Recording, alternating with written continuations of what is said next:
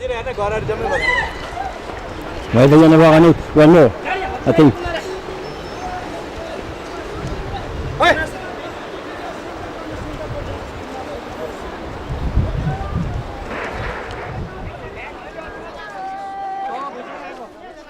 Lorsque j'ai vu ces images du séisme du 25 avril 2015 au Népal,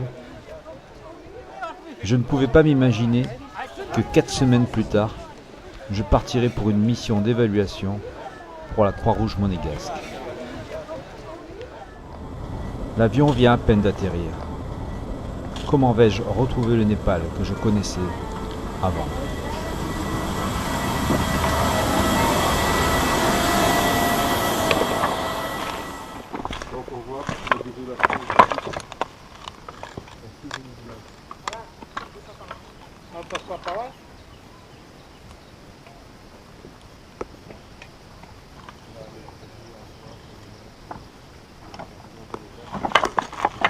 Alors Alain,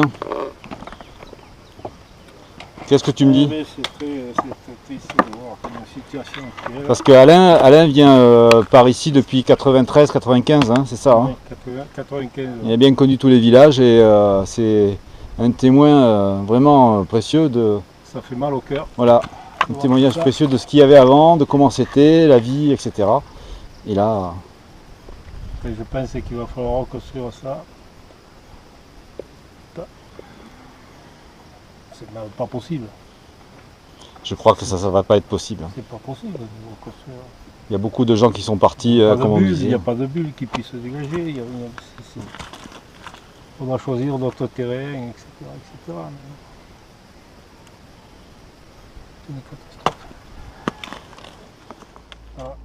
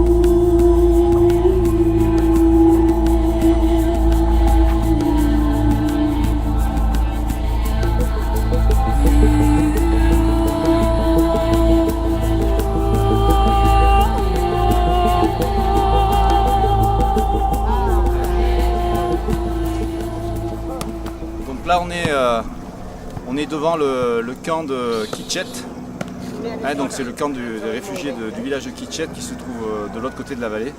Ils sont montés là pour se réfugier parce que leur village est complètement détruit, mais malgré tout ici c'est quand même dangereux. Bon, ils vivent sous des tentes depuis quelques semaines, hein, même plusieurs semaines, et ils pensent qu'ils vont peut-être... Ils vont peut-être pas redescendre, hein, non. Ils vont peut-être même rester là définitivement. Mais ça reste dangereux, on est passé sur une crête qui menace de s'ébouler, mais de l'autre côté quand même. There's a land still and wide on the way to freedom and peace, strong and pure.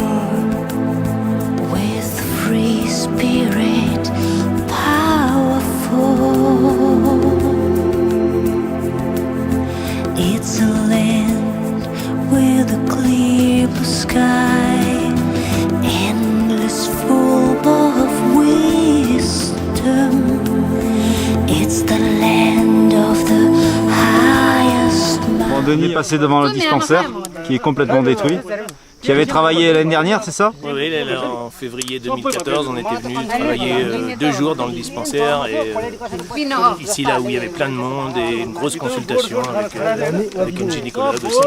Une grosse consultation de 2 jours. J'espère qu'ils referont un beau dispensaire, soit ici, soit agrandir celui de Rigaon, quoi. Mais c'est déjà un peu long. It's the land of the highest mountains, mysteries inside so deep.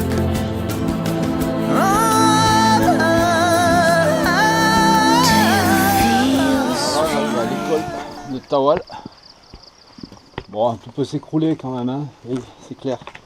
Mais t'as un coup d'œil, on fait un état des lieux là. Voilà, il n'y a plus. Les murs sont tombés et il n'y a plus rien en fait. Hein. Autant à l'école de Saléry, il y avait moyen de récupérer des choses. Autant là, c'est terminé.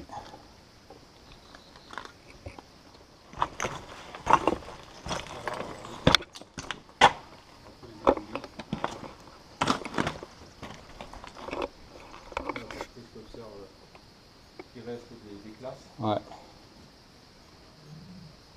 Il n'y a que les bancs qui sont intacts. Ouais.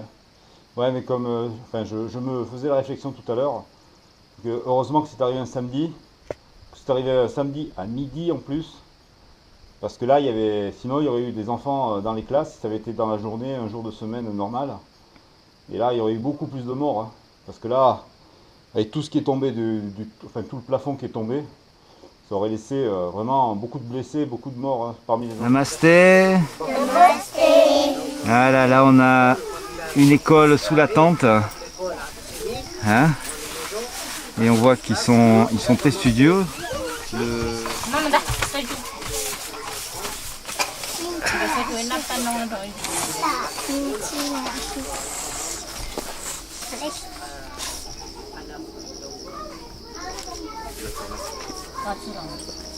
Hello.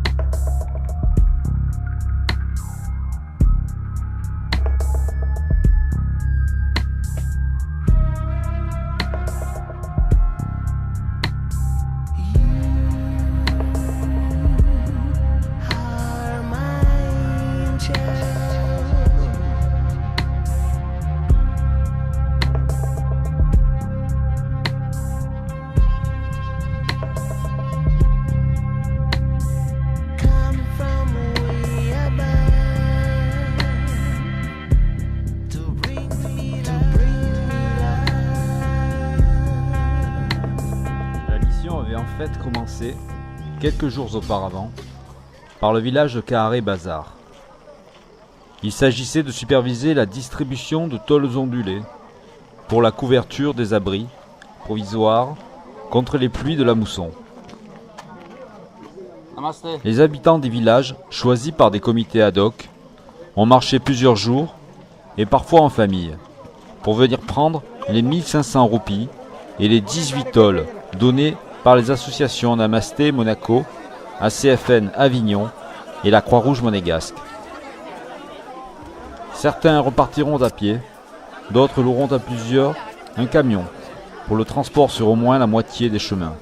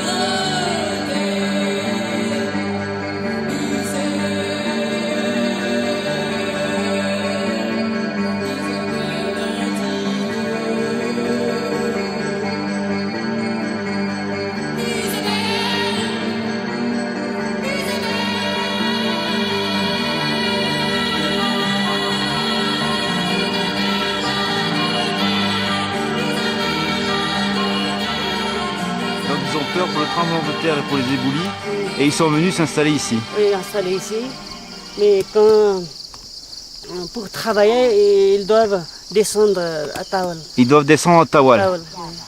D'accord. Donc tous les jours ils descendent? Non, pas tous les jours. Pas tous les jours, pas tous les jours. Quelquefois. Des fois, ils descendent jusqu'à Tawal pour travailler dans le champ. Ah, parce qu'ils ont les champs à Tawal. Donc Tawal c'est quand même 400 mètres plus bas, hein, c'est ça hein? Oui, plus bas, trop dur pour eux, parce qu'ils sont déjà très âgés. Âgés, oui. Ouais. Ok, eh ben, c'est une drôle de vie. Trop dur pour vivre. C'est une vie très dure. Hein. Oui. Hein? Voilà, nous sommes très heureux que vous soyez là, que vous veniez récupérer vos tôles. Sachez que les associations de Monaco et d'Avignon qui vous aident depuis des années, nous sommes toujours à vos côtés, nous pensons très fort à vous. Ça a été des moments très difficiles et ça continue à l'être. Nous sommes loin de vous au niveau de la distance puisqu'on habite Monaco et la France, mais au niveau du cœur, nous sommes très proches de vous, nous pensons tout le temps en vous. Voilà. Bonne chance à tous et bravo pour ce que vous faites. Alors je me trouve approximativement quelques dizaines de mètres plus bas que l'endroit où avaient été tournées ces images. On voit sur France 3, ces images terribles de cette montagne qui fume. Évidemment c'est de la poussière de la terre qui, à cause du tremblement de terre, était en fait, comment dire, expulsée des failles des montagnes avoisinantes. Là à l'heure actuelle je vous parle, mais il y a des petits tremblements de terre. On ne les sent pas Vraiment au niveau des pieds on les entend en fait, hein. Ça fait comme des grands, comment dire, c'est pas des roulements de tambour mais des grondements en fait.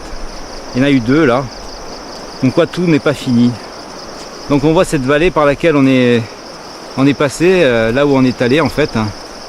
Et au loin donc la montagne du canton de Rigaron qui se situe tout là-haut à côté des nuages.